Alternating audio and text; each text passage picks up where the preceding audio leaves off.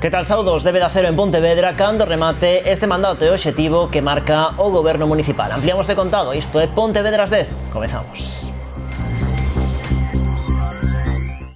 A débeda cero pode ser unha realidade no Concello de Pontevedra a finais do actual mandato. Cando menos, iso vende a asegurar o concelleiro de Facenda baseándose no ritmo de amortización das contas pendentes. Así as cousas, calculan que se vai rematar este 2019 cunha débeda de case 8 millóns de euros nas arcas municipais.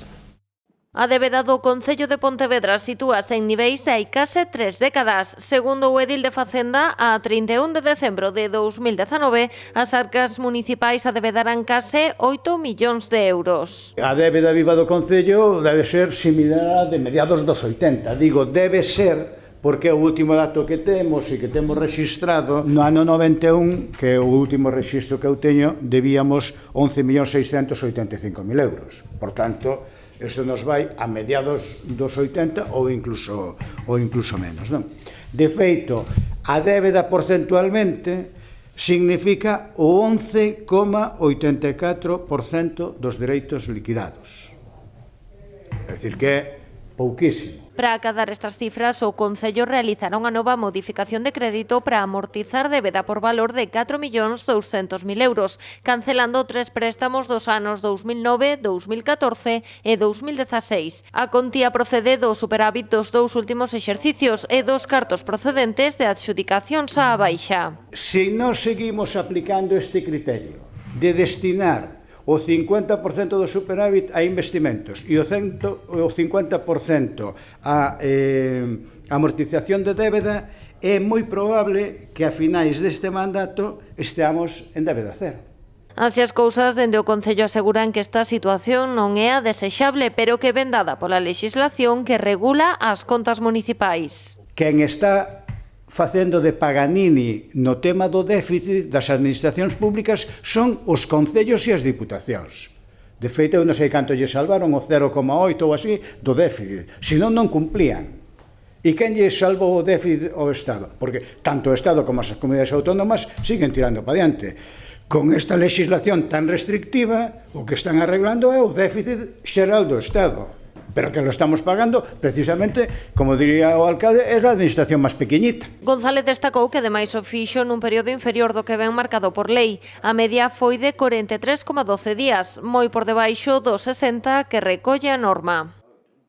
Bueno, o edil de Facenda tamén desvelou o grosso do orzamento do vindeiro ano. No 2020 as contas municipais van ascender a 78,2 millóns de euros, segundo as primeiras estimacións. Esta cifra supón 600.000 euros máis que ano pasado exercicio. Andará aproximadamente nos 78,2 millóns de euros. Dos cais, 24,5 sería para persoal, 34,7 para gasto corriente,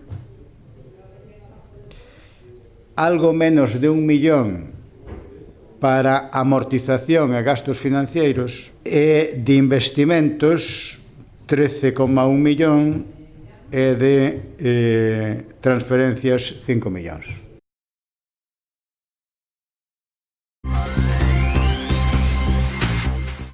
Los humanos solo utilizamos el 10% de nuestra capacidad cerebral. ¿Sabías que tras el estudio las 24 horas que los siguientes 30 días te han explicado cómo funciona tu cerebro? ¿Sabías que reduciendo un poco la frecuencia en que trabaja se duplica tu capacidad de memorización? ¿Qué harías si pudieses memorizar el doble de rápido? Decide tu éxito. Estudiar es fácil. Nosotros te enseñamos. Instituto de Neurociencia y Alto Rendimiento. Reserva tu plaza.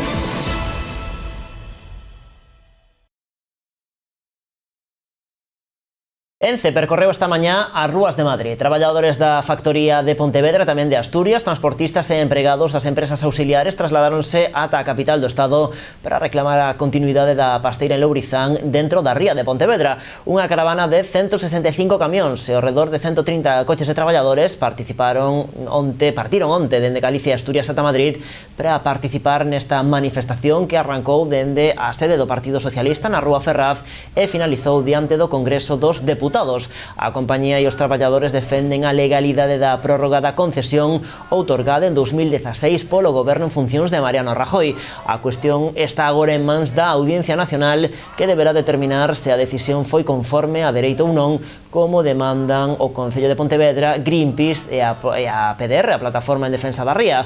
Dende Ence tamén aseguran que en materia medioambiental a factoría de Lourizán é modélica, xa que é unha das dúas únicas de Europa que branquea a celulosa con auga oxigenada e sen empregar cloro. Avanzan as obras de reforma da Rúa San Martiño en pleno corazón da zona vella de Pontevedra. A actuación terá que estar rematada antes de finais de ano e supón a renovación do pavimento e tamén dos servizos.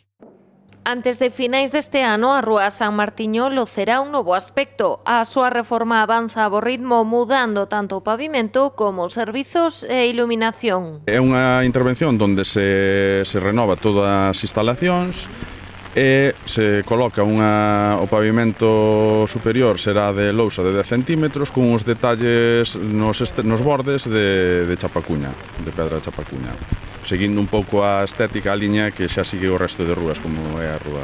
A actuación tamén afecta o segundo treito da rúa Eirado de Álvar Páez e faise con cargos fondos da área de rehabilitación integral do centro histórico. O único arqueolóxico son as instalacións que xa había, que, bueno, non sei se vistes como están, oxidadas, de ferro, das que se puñan antigamente, que, bueno, iso é unha dos fins das actuacións, non é só estética que dá a vista, senón que tamén as instalacións se van millorando e, bueno,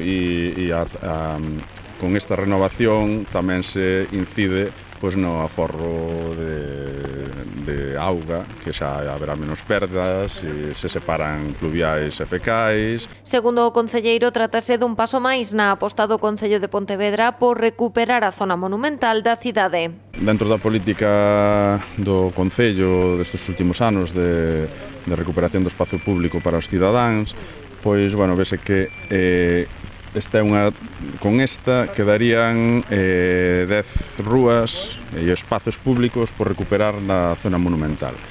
Pouco a pouco imos avanzando, esta é unha máis, e esperemos que neste mandato, pois que se non están as 9, pois que falte unha como moito para acabar de recuperar a zona monumental de Pontevedra. Bueno, outra das tarefas pendentes nas rúas do centro histórico de Pontevedra é a eliminación do cableado nas fachadas. Hai anos que o Concello aposta por sotergalo, pero a toda agora a resposta das empresas suministradoras non sempre foi a desexada. Así as cousas, as reformas das rúas da zona vella inclúen a instalación de tubaxes listas para coller estas instalacións. A tubaxe está metida por debaixo do pavimento, pero as empresas suministradoras funcionan a outra velocidade e, bueno, é cando eles les apetece ou teñen fondos ou, bueno, responde a outros criterios que non sabemos. Dentro do Concello facemos o posible para que se quite o cableado das fachadas e se meta polos tubos, que, bueno, que é unha pena que esas teñan aí instalados e que non se utilicen. Pero, bueno, nós facemos todo o posible. No Concello de Pontevedra facemos todo o posible para que isto vaya así. E o Partido Popular vai reclamar cubertas e estruturas de protección para os espectadores nas instalacións deportivas municipais. Anunciou o concelleiro popular Guillermo Juncal. A súa formación levará unha moción ao vindeiro pleno para abordar esta cuestión. Estamos pagando las construcciones de unas gradas que, insisto, no se pueden utilizar ni para poder protegerse del clima, ni tampoco, por supuesto, para poder sentarse a ver un partido o un entrenamiento. Proponemos empezar ya a cambiar el modelo de gestión a todas luces fracasados de los anteriores gobiernos, un modelo de gestión que ha condenado a los clubes deportivos a sufrir instalaciones indignas muy por debajo del nivel de los nuestros, y en contraposición abogamos por un modelo que busca apoyar al máximo los recursos públicos y no gastar el dinero en cosas que no vamos a poder utilizar. O edil asegura que esta foi unha das demandas máis repetidas nas xuntanzas que mantivo con representantes dos diferentes clubes deportivos da cidade nos últimos meses.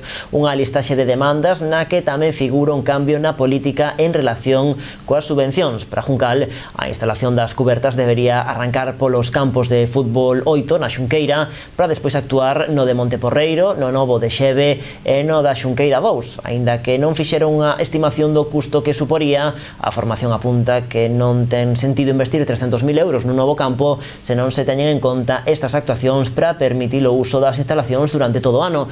Por iso, piden ao actual concelleiro de Deportes, o socialista Tino Fernández, que actúe para arranxar o que considera unha mala xestión do BNG nos anteriores mandatos. Cambiamos radicalmente de asunto. Nadal está un pouco máis preto en Pontevedra. A cidade xa arrancou os traballos para instalar as luces que iluminarán durante este Nadal as festas. Nas rúas do centro os elementos xa están dispostos, agora as tarefas avanzarán ata os barrios nas vindeiras semanas. As luces non se poderán ver prendidas ata o vindeiro 5 de decembro. Como todos os anos, o Concello prepara unha festa na Praza da Ferrería. A colocación do alumeado do Nadal está incluído no contrato de iluminación que tamén incluíu as festas de verán do 2019 e as do ano que ven, 2020, e o entroido do vindeiro ano. O custo total é de 200.000 euros.